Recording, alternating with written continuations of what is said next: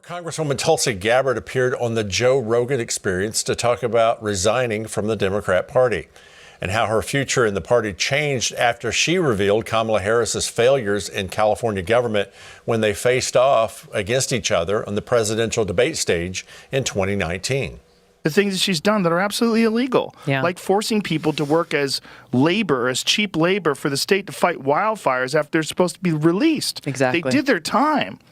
They did their time, and she kept them in prison to use them essentially as slave labor for the state. Joe Rogan said being honest about Kamala Harris' awful record was the beginning of the end for Gabbard as a rising star in the party. The former congresswoman said she has always been independent-minded, and the Democrats never supported her candidacies with finances or endorsements.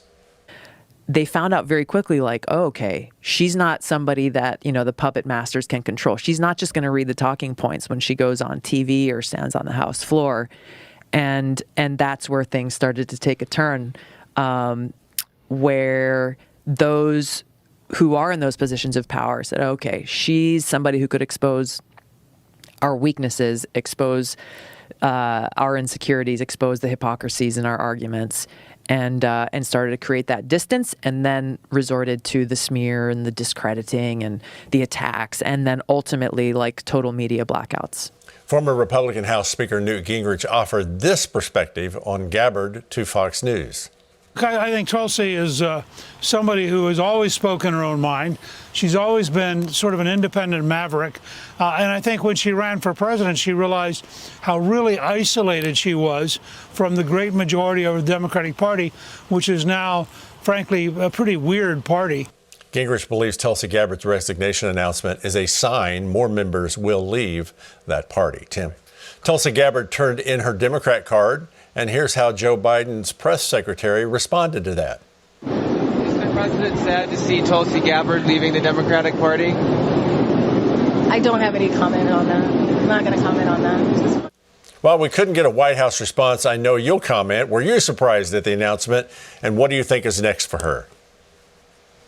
I think Joe Biden doesn't know who Tulsi Gabbard is, or he might have thought that she was his vice president. He certainly doesn't seem to be aware of who is actually in his party or who's running the White House. And the bottom line is that Tulsi Gabbard is somebody who was always a free thinker. And when she steps back and looks at the Democratic Party, she probably doesn't recognize it from a few years ago. Like Ronald Reagan said, I didn't leave the Democrat Party left me. And when the regime and the establishment media and the establishment parties started looking at her and saying, I don't think that she's actually going to read the talking points, as was just mentioned in this report, or actually go along with what we have to do and govern in our way that we've done traditionally for the past decade or so. She's not going to be an asset to us. So when she realized that they were not going to be able to play by her rules and she wasn't going to be able to play by their rules, she said, I'm going to depart. Yeah, it was just a couple of election cycles ago. She was the rising star and she was the face.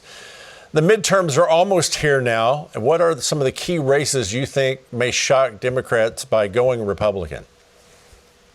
Well, you were just playing a clip of Fetterman, and I think that it's really sad that he's had to experience this medical condition. And I've had members of my family who have experienced strokes and medical situations in the past before. But the bottom line is that people in Pennsylvania are going to have to choose. They're going to have to say who is going to be able to competently represent me in the Senate. And it's the same thing with Joe Biden. People look at him and they see an obvious mental decline. And we don't want to make fun of that, but we also want to say these are the people who are going to make our laws and they're going to govern for us. What's going to happen if they actually get in positions where they have to make critical decisions? You have to be able to think critically. I think that one's going to go for Oz. When you look in Ohio and you see somebody like J.D. Vance, who appeals to blue-collar workers on both sides of the aisle, who has a tremendous history and a tremendous story of overcoming adversity, I think he's going to win. You go down to North Carolina and you look at Ted Budd, who is going to be able to advance America First values for people on both sides of the aisle. And independents in North Carolina are going to decide that race because they are the largest political entity outside of Republicans and Democrats in North Carolina.